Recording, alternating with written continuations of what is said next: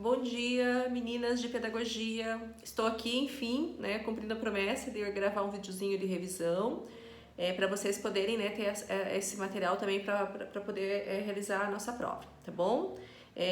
Lembra que tinha dado problema com o vídeo que eu gravei e eu me comprometi a fazer um outro videozinho. Daí mesmo, né, com muitas demandas e alguém também já me cobrou lá no Whats, né, vi que vocês também já me cobraram, com razão, tá? Eu tirei hoje um tempinho, uma meia horinha para conseguir gravar esse vídeo, tá bom, meninas? Então, o que eu vou fazer? Eu vou falar um pouquinho dos temas que a gente trabalhou nesse primeiro bimestre, das bibliografias e de alguns conceitos, algumas questões ali que eu acho que são bem importantes, tá bom? Talvez eu consiga também falar um pouquinho da prova. Deixa eu ver se eu consigo já aqui localizá-la. Que daí eu dou também. Bom, não precisa, né, meninas? Agora que eu lembrei que vocês já tiveram acesso à prova. Então, vamos lá. Então, lembrando que nesse primeiro bimestre a gente estudou, né, a questão do ensino da história, tá? Em especial. E que no segundo bimestre a gente vai começar com a questão do ensino da geografia, tá? Então, nesse primeiro bimestre eu só coloquei perguntas, né, a respeito do ensino de história. Vocês vão ter, então, né, vamos relembrar um pouquinho, então. Então, a gente começou primeiro discutindo sobre a questão da função da aprendizagem da história. Por que é importante aprender história?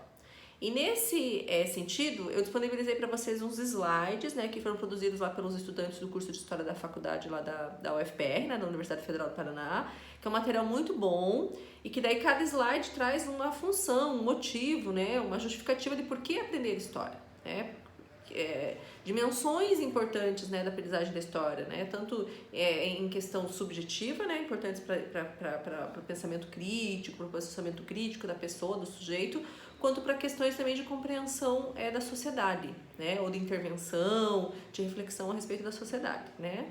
Então esses slides são bem importantes. Eu vou relembrar uns três motivos, tá? Porque depois vocês vão lá no slide e vocês veem bem direitinho. Por exemplo, essa questão de quanto que quando a gente aprende história, a gente vai aprendendo a historicizar a realidade, né? Vai entendendo que a realidade ela não é atemporal, que ela foi constituída, a realidade que nós vivemos hoje, ela foi constituída a partir de diferentes processos históricos, né? Então quer dizer que ela não é universal, que ela não que ela não foi sempre assim. E daí sempre que a gente entende que as coisas não foram sempre assim, que já, né, que em outras épocas as questões dos valores, das relações sociais, né, eram diferentes, a gente vai entendendo também que a nossa realidade atual pode ser transformada. Se ela não foi sempre assim, se ela foi constituída dessa maneira, né, a partir de algum momento da história, quer dizer que a partir de agora a gente também pode começar movimentos, né, processos para que ela seja transformada, para que ela seja reorganizada. Então essa questão de entender que a historicidade da realidade, quando eu falo da realidade, gente, é da sociedade de modo geral, mas também de nós mesmos, né, porque nós também somos seres históricos. Então, é o nosso papel na sociedade, a nossa posição na sociedade em relação a gênero, a classe, a questões étnico-raciais, né, a forma que até a própria ideais, né, e práticas ligadas, por exemplo, ao casamento, à maternidade, tudo isso tem uma historicidade, tudo isso nem sempre foi da forma que a gente vive hoje. Então isso é interessante que a gente vai potencializando essa possibilidade da gente entender essas questões e entender que elas podem ser transformadas, que elas podem ser repensadas, tá? Uma outra questão importante de se aprender história, além dessa questão, né, da historicidade da realidade. Nossa, não para de chegar mensagens, vocês vão ver todas as minhas mensagens que estão chegando, que eu estou usando o celular para gravar, tá? Então, uma outra questão, a questão da... Deixa eu lembrar agora, né, gente? Faz tempo que eu não vejo isso. Essa questão eu falei já da historicidade, que é da alteridade da realidade, né? Outra questão importante, né? A história, ela também é uma ciência, né? É uma ciência, tem uma base científica. Então, quando a gente aprende história, principalmente a partir de uma abordagem, né, bem vinculada à história enquanto ciência, entendendo os seus processos de constituição, que ela é pautada em evidências, que tem um método rigoroso, né, para a construção dos conhecimentos acadêmicos dentro da área de história, né? Tudo que a gente entende, aprende sobre história na escola tem uma construção por trás, né? Tem profissionais, cientistas, né, que são os historiadores, os estudiosos que construíram esse conhecimento. Então, quando a gente vai entendendo também toda essa perspectiva, né, científica da história, conforme a gente vai ensinando história para os alunos, né, através do uso de fontes, através do levantamento de hipóteses, através, né, da contraposição de diferentes perspectivas a respeito do mesmo contexto histórico, o mesmo objeto histórico, a gente vai ajudando os alunos e as alunas a desenvolver também essa capacidade de pensar o mundo cientificamente, né? De analisar o mundo a partir de uma perspectiva, né, que existe um conhecimento que é científico, que é baseado em evidências, que tem todo um cuidado na produção desse conhecimento, e daí os alunos param de achar assim que ponto de vista, né, é igual ao conhecimento científico. Ah, mas eu penso dessa forma, é meu ponto de vista, mas é diferente o teu ponto de vista e o que é produção da ciência, tá? Então essa é um outro motivo importante. Que mais, gente? Eu não estou com os slides aqui agora, mas deixa eu lembrar mais um motivo. Lembrei. A questão de entender a própria estrutura social. A história nos ajuda hoje em dia, né? Entender a organização da estrutura social, das relações sociais, das instituições, tanto no nível micro, né? Então, por exemplo, a história nos ajuda a entender como é que funciona as relações no contexto da família, por exemplo, né? E como que isso tem uma historicidade, como é que se modificou de época para época, como é que as formas de conviver, de morar, de amar, de se reproduzir, de ter filhos, né? Tudo isso se modifica, né? E vai se constituindo de diferentes maneiras. Então, tanto no nível micro, as relações familiares, por exemplo, né? Quanto no nível macro, as relações do Estado, dos cidadãos, né? Com as instituições. Então, a história nos ajuda a entender como é que funciona a sociedade, tá? E isso também é muito importante porque vai nos ajudando a ter um olhar mais crítico, mais reflexivo e ter uma atuação mais significativa na sociedade, né? Entendendo a sociedade, criticando a sociedade, sabendo onde atuar, como atuar para manter ou transformar, né? O que a gente acha que deve ser transformado, tá bom? Então aqui eu só citei 3 exemplos, mas lá nos slides eram acho que 10 exemplos, se não me engano, tá? E daí vocês podem resgatar lá e explicar, né? Esses 3. Acho que eu pedi uns 2 ou 3 exemplos, só não pedi os 10, tá bom, gente? Na prova. Inclusive tem uma questão sobre isso na prova, tá? Vocês sabem, né? Que vocês já estão fazendo. Depois a gente teve uma aula que era sobre os objetos de pesquisa e ensino de história, né? O que se ensina nesse texto que eu pedi que vocês lessem, que eu mandei para vocês um PDF do livro História do Ensino Fundamental, né? Que era um PDF, um livro inteiro, mas eu pedi para vocês lerem só um capítulozinho, que acho que era um dos primeiros capítulos ali. Nesse texto, né, gente, que era os objetos de pesquisa e ensino de história, na verdade se abordava o que se ensina em história. Porque essa é uma questão importante também. E isso também tem uma historicidade, vai mudando de época para época o que se ensina na história, né? Desde que a história, ela vai se constituindo como uma disciplina escolar, desde o século XIX, desde o século XX, século XXI, o que é ensinado na história vai mudando, né? Teve uma época, acho que eu comentei com vocês isso em sala, que era muito analisado, né? Que era muito ensinado, digamos assim, né? A questão da história dos grandes heróis, a história dos grandes personagens militares, dos grandes homens, né? Militares, dentro do contexto da política, geralmente homens brancos. Então sempre essa ideia de que a elite, principalmente esses homens, né, brancos, dos contextos, né, desses âmbitos tanto militar quanto político, eles é que faziam a história, que eles determinavam os rumos da história, né? E os outros sujeitos da sociedade não apareciam na história. Então hoje em dia isso já mudou, hoje em dia a história estuda, né, claro, as elites também, a gente continua estudando até para entender a relação das elites com as classes que são oprimidas, as classes menos privilegiadas, mas hoje em dia estudar as mulheres, as pessoas negras, as classes operárias, estudar as crianças, os idosos, né? Então estudar toda a gama, né, de grupos que compõem uma sociedade, hoje faz parte da história, tanto na universidade, quando a gente pesquisa, quanto depois na escola, quando a gente vai ensinar história. Então nós já não tem mais espaço essa história que só falava dos heróis, né? Sabe aquela, quando você ia aprender história, você aprendia o nome dos presidentes, aí dependia o nome dos reis, né? Só essa coisa das famílias, né, poderosas, dessas monarquias, dessas dinastias, né? Então hoje já não se trabalha só isso na história, né? A história hoje tem uma abordagem muito mais contextual, trabalha-se com o contexto, que é a sociedade, as relações sociais entre diferentes grupos sociais.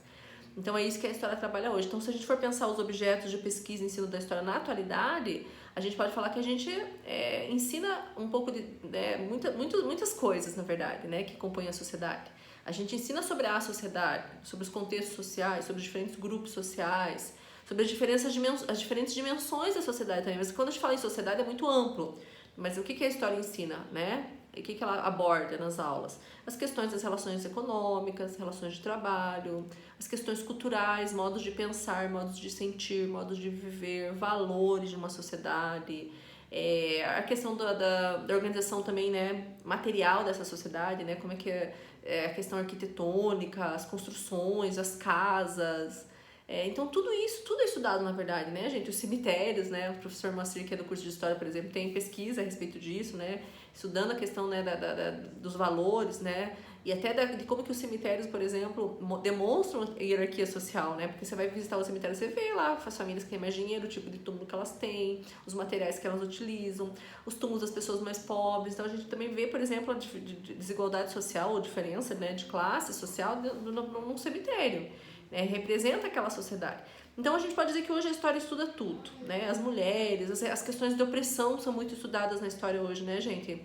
Então como que ao longo da história da humanidade houve relações de opressão com base na classe, com base em estamento social, que nem hoje, até hoje alguns países, algumas culturas, né, que nem a Índia, por exemplo, ainda tem essa divisão de classe baseada em estamento, que a gente fala, né? Que é rígido aí a hierarquia, ela não tem muita mobilidade. Diferente, por exemplo, do Brasil, que tem também desigualdade social, mas existe uma mobilidade maior, né? As pessoas mesmo, às vezes, conseguem transitar entre as classes, né? Subir, às vezes desce, né? De classe. Mas quando tem estamento social é bem rígido, né? Como se você nascesse numa classe e morresse naquela classe. É aquela coisa de nascimento, né? Eu faço parte daquele grupo porque eu nasci dentro daquele grupo, tá? Mas então, tudo se estuda hoje, tá, gente? Todas essas questões. Então, para fechar essa questão. Então, diferentes dimensões da realidade, né? Questões culturais, sociais, econômicas, questões de opressão, de desigualdade, diferentes grupos sociais, pessoas negras, mulheres, idosos, crianças, né? E diferentes... E coisas materiais, né? E os modos de pensar, e as práticas sociais, e os valores, os sentimentos, tudo isso hoje em dia é trabalhado na história. Tudo no sentido de entender a realidade, de explicar a realidade. E quando eu falo explicar a realidade, é explicar as relações sociais, os grupos sociais e os indivíduos também. Né? Como é que cada pessoa se constitui de uma certa maneira, como é que ela se entende daquela maneira, como é que ela vai entendendo que ela faz parte de diferentes grupos, vai se identificando com diferentes grupos, né, de classe, grupo religioso, né? Então tudo isso é estudado, tá bom? Depois nós tivemos uma aula que era sobre o histórico do ensino de história nas séries iniciais. Então a gente falou um pouquinho sobre a história do ensino da história, porque a história também tem o ensino da história também tem uma história, né? Primeiro que a história nem sempre foi uma disciplina acadêmica, né? A partir do século XIX ela vai se constituindo como uma disciplina acadêmica, científica, né? Uma área científica. E depois que a história também vai se constituindo, né, como uma disciplina escolar. Então já falei um pouquinho a respeito disso, né, no início da minha fala hoje. Como que vai mudando a forma de se ensinar história, os temas que eram ensinados, já falei. Agora eu falo um pouquinho das metodologias. Os métodos de ensinar história também mudam, né? E, inclusive eles vão avançando ou vão, né, vão se constituindo, se transformando, né, gente, em paralelo aos métodos da didática, da pedagogia, né? Tem aí uma relação, né, uma inter-relação entre didática, pedagogia e história. Então, quando vigorava, né, na escola, claro, os métodos mais tradicionais de ensino, a história também era ensinada a partir de uma perspectiva mais tradicional, né? Então, quando a gente fala de um modelo mais tradicional, é aquele modelo, né, de levar o conhecimento pronto e acabado para o aluno, né, para o estudante, para a estudante. Aquela criança, né, aquele estudante só internaliza aquele conhecimento, né, de forma muito passiva, memoriza, reproduz aquele conhecimento. Aquela ideia de ter que aprender sozinho, cada um na sua carteira, o professor é o grande detentor do saber, né? E a história também é ensinada dessa forma. Aí conforme vai se transformando os métodos, né, as metodologias de ensino, vão dando mais valor, né, ao papel do aluno na produção do conhecimento, ele deixa de ser tão passivo, metodologias ativas, né, fazendo o aluno também não só não internalizar conhecimento pronto e acabado, mas entender os processos de constituição desse conhecimento e produzir suas próprias perspectivas, né, a partir, é claro, de uma perspectiva científica. Então, tudo isso também vai refletindo ou vai influenciando a própria história, né, escolar, ou a disciplina, né, da história na escola. Então, atualmente, por exemplo, né, quando você fala, como é que se ensina história hoje? Né? Então, por exemplo, hoje em dia os professores têm que fazer os alunos entenderem que quando eu levo um conhecimento para a sala de aula, é uma perspectiva, é de um grupo de pesquisadores, de uma certa época que consideraram aquilo daquela forma. Claro que estudaram a partir de evidências, a partir de um método, né, de análise teórico, mas que é uma perspectiva, porque tudo que é ciência é perspectiva, né? Por isso que a ciência ela não é um conhecimento pronto e acabado, ela sempre está em transformação. Porque às vezes vai vir um novo pesquisador, uma nova geração, com novas evidências, com novas perspectivas que vão rever aquele conhecimento. Assim como na área da medicina, na área da física, em todas as áreas, na história não é diferente. Então, quer dizer, o que a gente aprende hoje, pode ser que daqui a uma década, 2 décadas, seja revisto. E isso é ciência. Ciência não é uma coisa, um conhecimento absoluto, né, e final. Ele sempre tem processo de revisão e sempre é muito embate dentro da academia, dentro da comunidade científica em relação às coisas. Basta a gente pensar às vezes na medicina, né? Tem diferentes perspectivas. Alguns pesquisadores que entendem que, por exemplo, o ovo faz mal à saúde, causa colesterol. E tem outros pesquisadores que não, a partir da minha pesquisa demonstrou que não faz mal. E isso é ciência, tá? Então ensinar a história hoje a partir de uma perspectiva mais atual, né, digamos assim, a partir aí de uma perspectiva da escola nova, de metodologias mais ativas do conhecimento, né, ensinar a história fazendo com que os alunos entendam que o conhecimento é provisório, que ele sempre tem construção, que há diferentes perspectivas, fazendo os alunos entenderem todo o processo de construção do conhecimento histórico, que esse conhecimento, né, é pautado em evidências, que são as fontes, ele entendeu o que são as fontes, qual que é o papel das fontes na produção do conhecimento histórico, tem que interpretar a fonte, tem que selecionar, tem que levantar hipóteses, né?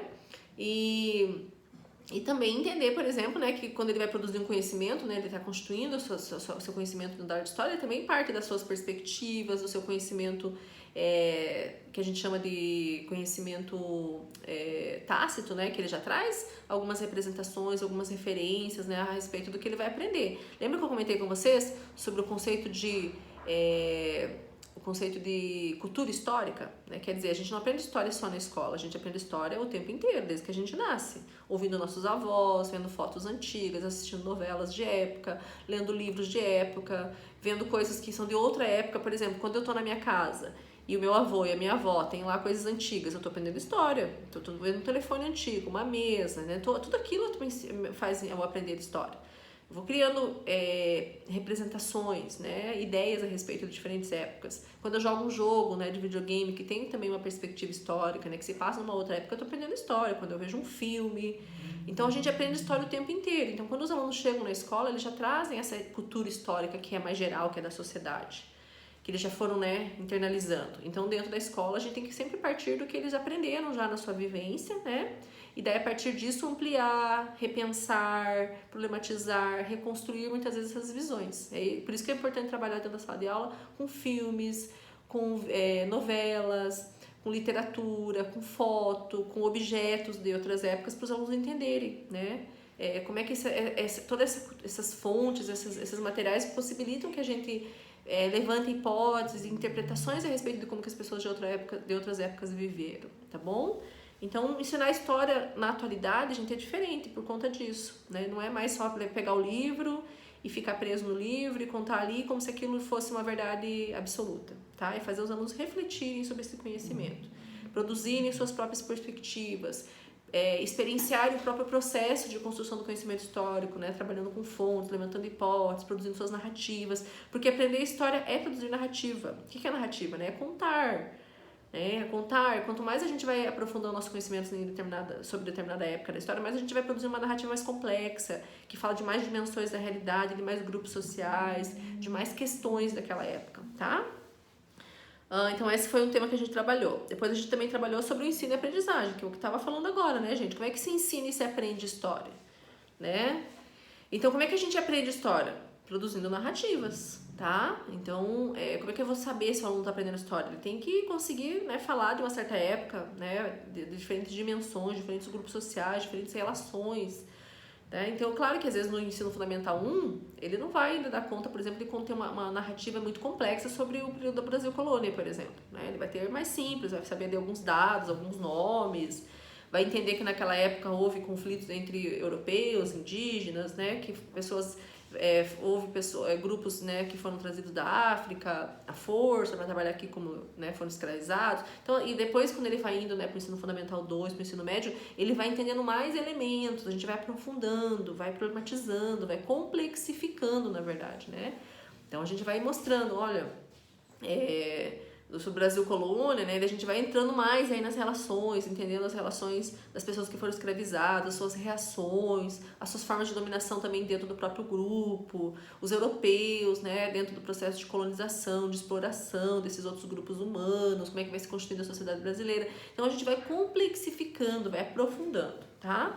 Mas aprender história a gente é desenvolver narrativas, tá bom? Basicamente é isso, entendendo cada vez mais também o passado, os processos históricos, né? Porque a história, na verdade, é o estudo dos processos, dos processos humanos no tempo, das relações humanas no tempo.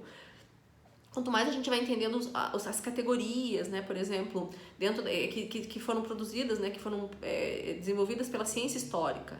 Então, a gente também vai aprendendo história nesse sentido. Então, conforme os alunos vão entendendo o que é temporalidade, o que é processo, o que é sujeito histórico, o que é fonte histórica, né? O que é mudança, transformação, permanência, o que é classe social, o que é relação de gênero. Então, conforme os alunos vão entendendo essas categorias que vão ajudando a gente a entender a realidade, a organizar essa realidade de uma forma lógica, para que a gente possa compreendê-la, estudá-la, né? Isso também é aprendizagem da história. Então, aprender história é cada vez mais ampliar, né, os teus conhecimentos em relação a diferentes momentos da história, diferentes épocas da história, e também entender como é que a história é produzida, enquanto um conhecimento científico, e entender essas categorias, né, que são fundamentais para a gente conseguir contar a história, né, e de uma forma lógica, de uma forma científica, tá? Então, isso é aprendizagem da história.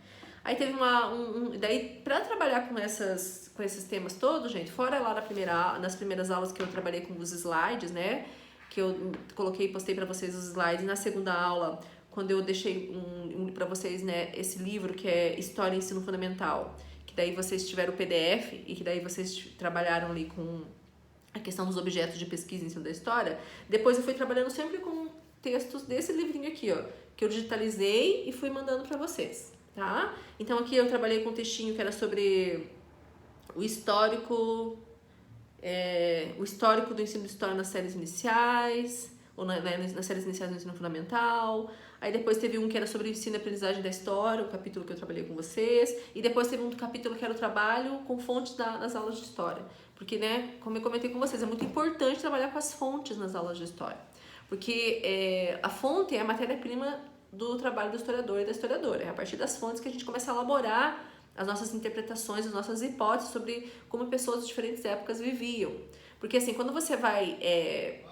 normalmente, quando alguém, né, vai produzir ciência, essa pessoa tem que observar a realidade, né?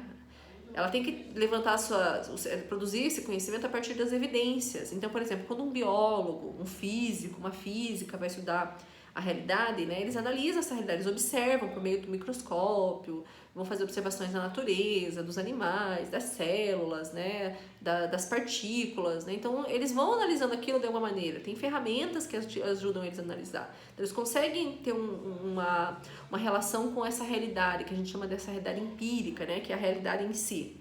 Na história, a gente não tem como voltar no passado. Eu vou estudar a Idade Média, não tem como eu ter uma máquina do tempo e voltar lá para a Idade Média para ver como é que aquela realidade funcionava, né? Como é que ela se estruturava, como é que as coisas aconteciam naquela época. Então, o historiador e a historiadora precisa da fonte. O que é a fonte? Né? São as evidências, são os resquícios que essas épocas, que restou dessas épocas.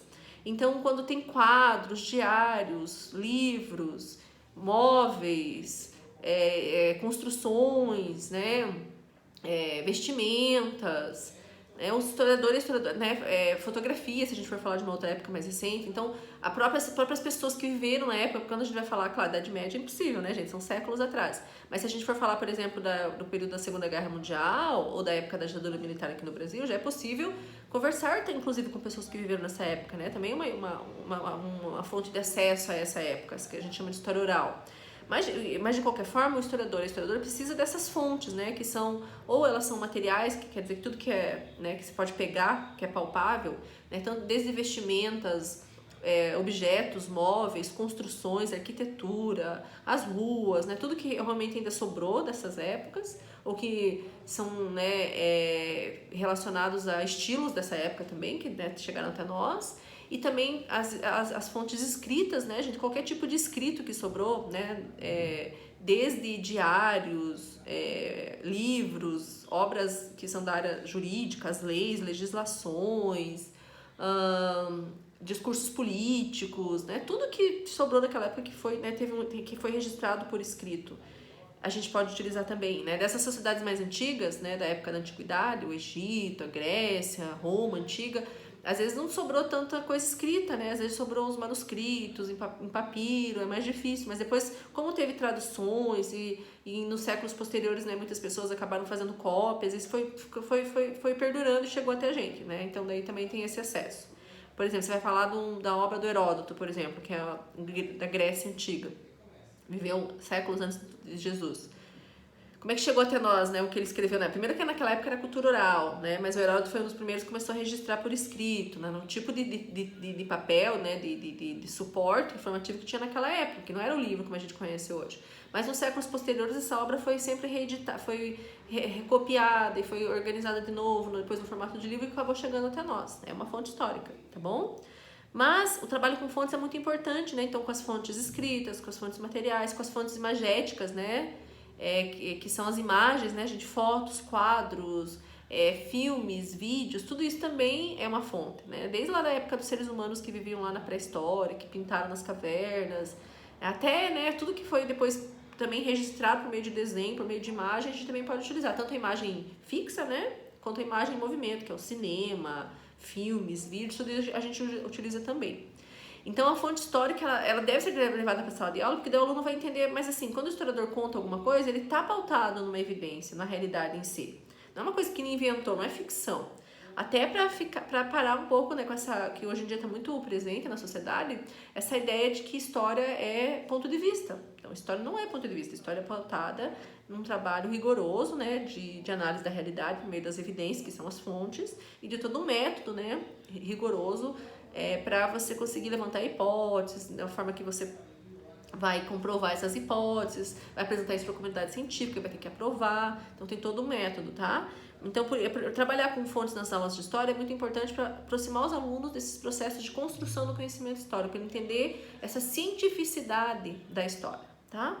E daí é possível, né, levar os alunos, quando vocês até falaram nas aulas que a gente teve, né, lá no nosso seminário, de levar, por exemplo, vou trabalhar com a história da escola, né? Então é possível levar para os alunos registros dessa história, né? Às vezes assim, a placa que tem lá de quando ela foi fundada, às vezes pode ter lá um primeiro documento, legislação saindo no jornal, que essa escola foi fundada, foi constituída em tal governo, né?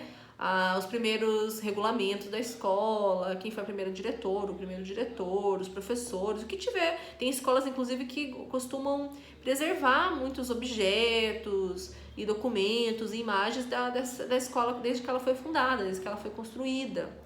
E esse é um material importante, né, para vocês trabalharem nas aulas de história, quando vocês vão trabalhar, por exemplo, com a história da escola. E às vezes até com pessoas que participaram desse processo de constituição inicial, que deram aula, que estudaram na escola há décadas atrás, né, conversar com essas pessoas, fazer entrevista, roda de conversa, também é um trabalho com fonte, tá? Então trabalhar com fonte sempre é importante para os alunos começarem a construir o conhecimento deles a partir da análise das fontes, né, da seleção de fontes, do trabalho com fontes. Daí eu tinha trabalhado com vocês um outro texto, daí eu dei um artigo, né, disponibilizei um artigo que era do professor que era do Odimar Cardoso, que era sobre didática da história, e daí nesse artigo ficava, né, se trabalhava esse conceito, né, de cultura histórica, e daí para vocês entenderem por que é importante trabalhar com as múltiplas linguagens, né, que daí eu também já expliquei, por que é importante trabalhar com filme, com jogos, com literatura, com fotos dentro da sala de aula. Além de muitas vezes esses materiais serem fontes históricas, porque, né, foram produzidas em épocas que você está estudando, também porque esse tipo de material, gente, é o primeiro material que com os quais, né, os alunos entram em contato quando eles ainda não estão na escola e começam a aprender história a partir disso. Vendo um filme, lendo um livro, né, de uma outra época, ou que retrata uma outra época, conversando com o avô, que é a história que a gente fala que é a memória, história oral. Então é importante levar essas múltiplas linguagens, né? Filmes, literatura, cinema, e trabalhar com isso na sala de aula, fazer os alunos entenderem que quando tem um filme, por exemplo, que retrata lá a época medieval, é diferente do que está no livro de história, o que está no, né, tanto de história escolar quanto do lado da universidade. Porque o filme, ele não tem uma pretensão de construir conhecimento histórico objetivo, a partir de evidências, né, que vai ser avaliado pela comunidade científica, acadêmica. O filme é para entretenimento, é para vender, né, o filme é para vender, entretenimento. Então, quem está produzindo o filme não está pensando assim, eu vou ensinar história. Ensinar história é uma questão que é importante para a escola, mas não para quem vai fazer um jogo, um filme, uma novela. O principal intuito desse tipo de linguagem, né, é entreter. E eles não têm comprometimento com uma certa verdade histórica. É ficcional, eles inventam, né, fazem umas coisas assim que às vezes você vê assim, um filme às vezes que fala sobre a época medieval, mas você fala, nossa, não tem nada de época medieval aí, né?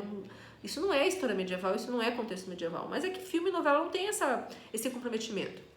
Mas os alunos, quando assistem um filme, por exemplo, eles acham que aquilo é verdade, gente, tá? Eles acham que estão vendo a época medieval. Então, por isso que é importante você levar esse tipo de linguagem para a sala de aula, trabalhar com filmes, por exemplo, fazendo os alunos entenderem que ali tem, sim, alguns dados, referências a determinada época da história, mas que muita coisa é ficção, que foi inventada, que foi adequada ao gosto do público que vai consumir aquele filme. Aí ele começa a ter uma criticidade maior. Quando eu vejo um filme, então quer dizer que eu não estou vendo a história medieval, a época medieval.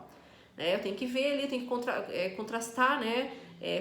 Comparar o que está no filme, com o que está no livro, com o que os pesquisadores da área de história falam, para eu ver o que é verossímil, o que não é verossímil, o que eu posso confiar, o que eu não posso confiar.